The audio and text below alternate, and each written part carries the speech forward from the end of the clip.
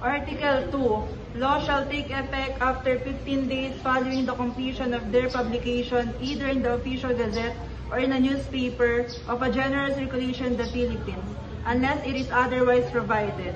This code shall take effect 1 year after such publication. Article 7. Laws are repealed by only subsequent ones, and their violations or non-observance shall not be excused by disuse or customs or practice to the contrary.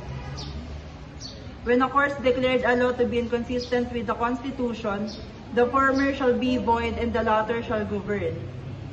Administrative or executive acts, orders, and regulations shall only be valid when they are not contrary to law.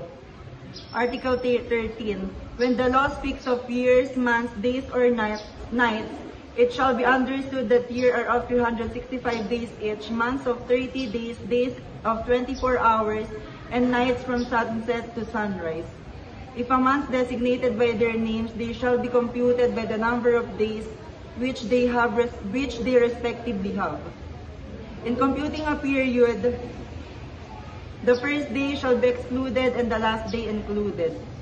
Article 14. Penal laws or those of public security or safety shall be obligatory upon all who live or sojourn the Philippine territory, subject to the principle of the public international laws and to treaty stipulations. Article 15. Laws relating to the family rights and duties or to the status, conditions, and legal capacities of a person binding upon the citizens of the Philippines, even though living abroad.